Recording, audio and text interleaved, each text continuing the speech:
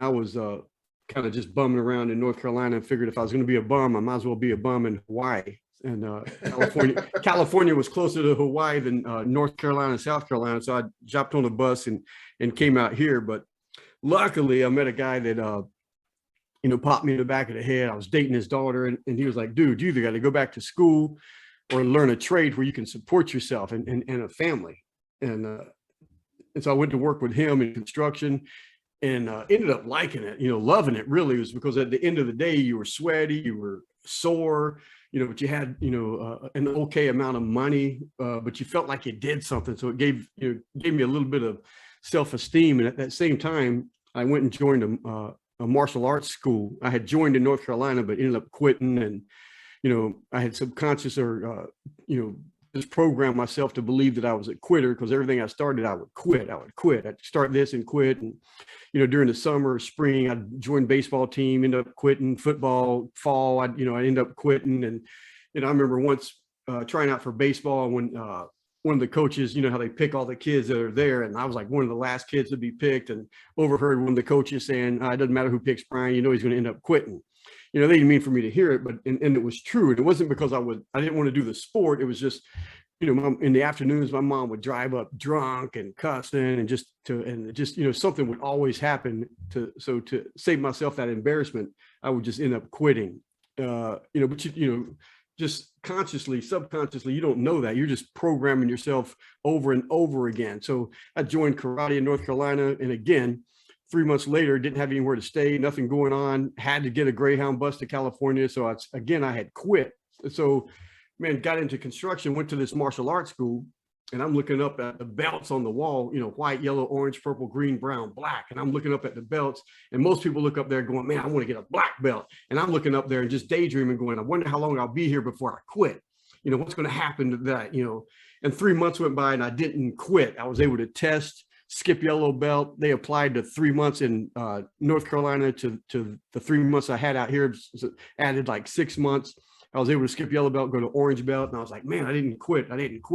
So that changed my whole philosophy. I tell everyone that everything I have today, everything I am, I owe to martial arts and what it did to me mentally.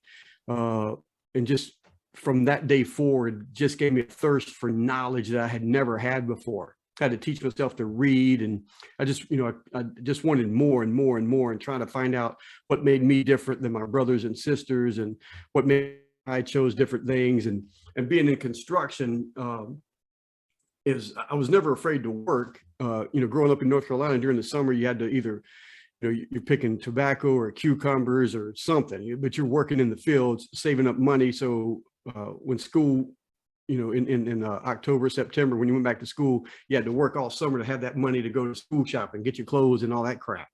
So in California, I seemed to be a pretty good worker compared to all these guys that were surfing and not showing up. So that part was easy. But and again, with martial arts changing my mentality, I wanted more. And I didn't have a clue about education and all that stuff, but I just had that hunger. Like my buddy and friend, mentor Les Brown says, you got to be hungry. And I had it, man. I wanted more. And then, when my girlfriend got pregnant, had a baby, I wanted to provide more for them. And at the same time, I'm working 80 hours a week trying to provide more for them. And you tell yourself, I'm making all these sacrifices for my loved ones, when in reality, it's your loved ones that are being sacrificed, because you need the money, but at the same time, they want you there with them. I didn't want to miss none of the dance recitals or any of that stuff. We're 5 minutes from Disney, so I wanted to be there with them. And I just knew, what's going on. If this is all there is, I might as well go get a job, because I tell people now that if you have to be there, it's not a business, it's a job. And I was lucky enough, I was working for a gentleman, and I just, don't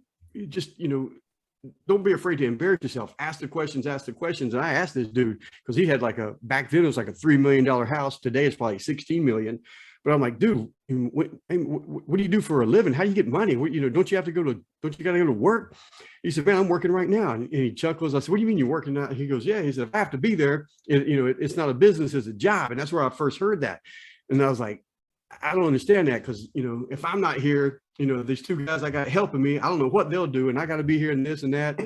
and he was like, man, he said, do you really want to know, or are you just making conversation? I was like, dude, I really want to know. So he kind of explained what business was and some books. And, back then it was cassette tapes, which ones to listen to and how to go to different seminars. I didn't even know seminars existed and training classes that you could go. The only thing I knew that you had to go to school, and like whether it was a college or something like that. And he was like, no, man, he's like on weekends and during the week. And like, and so he set me straight. And again, I was hungry for that knowledge and I just never quit. And I remember Zig Ziglar saying it was automobile university.